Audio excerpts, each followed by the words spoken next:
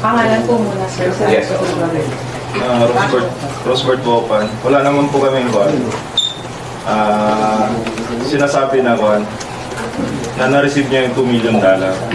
Nasa affidavit naman po. Yun na po. Si Senator Trillanes. Ibang ano naman po yun, pang-araw po.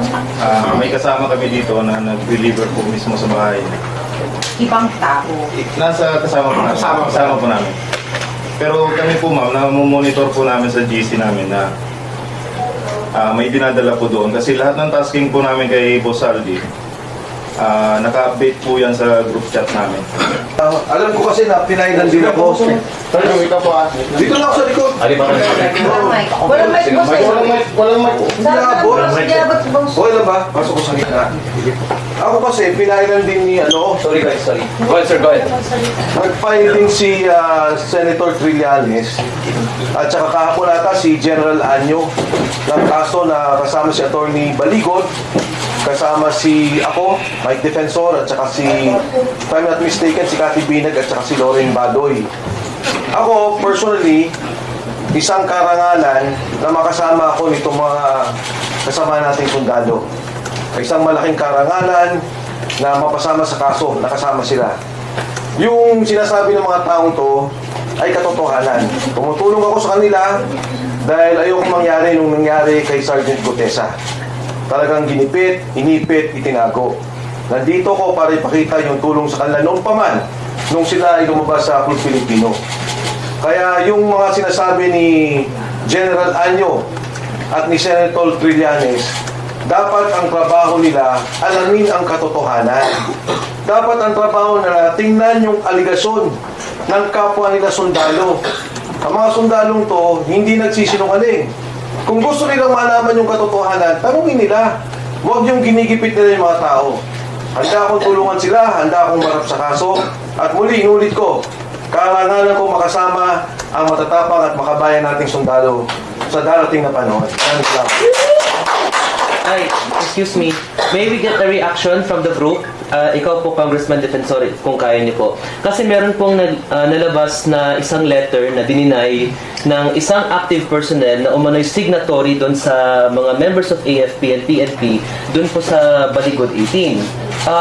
Dininay po niya, napanotarize na po niya sa kanyang counsel na sinabing he denied his involvement, his signature doon po sa mismong support na within the group. Any comment po that, sir? Any comments on Ako, that? wala akong nagiging problema dyan. You know, ito yung retired officers that gave their support. Yes. Oh, wala namang But the personnel involved was an active police personnel. active police. Okay, walang akong alam doon. Walang alam itong mga sundalong tutungkol doon.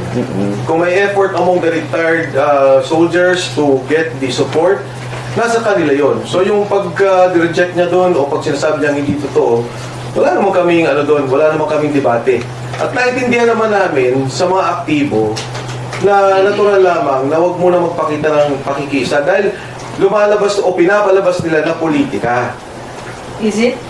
Well, kung meron silang interpretasyon ng politika, bahala sila. Pero ang importante rito, ano ba yung katotohanan doon sa sinabi? Si Saldico nagsalita. Sabi nila si Saldico magnanakaw. May kaso sila. Mga kasamahan ni Saldico to eh. Kung yung sindikatong sinasabi nila na ito yung hepe ng sindikato, ito na yung mga galamay, nagsasabi dito namin dineliver yung pera, dito napunta yung pera, bakit naman nila sasabihin na hindi na naman totoo? Yun ang hindi ko rin maintindihan. Napakaganda ng mga binabanggit ng mga tao to, including Sergeant Cortesa, when he first spoke about it. Walang sinasabi yung mga taong to kung saan lang galing ang pera. Hindi nila alam kung flood control scandal, hindi nila alam, pero nakita na may korupsyon. At tinuturo yung boss nila na sinasabi, mastermind ng korupsyon. Ngayon nagsasalita naman sila na dito kami nagbigay ng pera, yung pasok ng pera, hindi pa nga nila alam dahil kay Martex ayun, at kay Paul Estrada. Bakit naman sila hindi gipitin? Ba't kami yung ipitin? Kaya ako, actually, wala naman akong alam doon sa affidavit eh. Alam niyo yan na hindi ko sila kasama nung ginawa nila yung pangungusap nila. Pero, sinasabi ko, yung sinasabi nila. At tinitindigan ko sila. Bakit naman sila yung kakasuhan? Sa lahat, eto yung mga hindi kumita. DPWH contractors kumita. DPWH officials kumita. Senador, sinabi, di ba, may mga pangalan na dati, congressman, Eh, ito nag-deliver lang, ito kakasuhan. Parang hindi naman natin tama. Thank you. Sir, Ito Congressman. naman.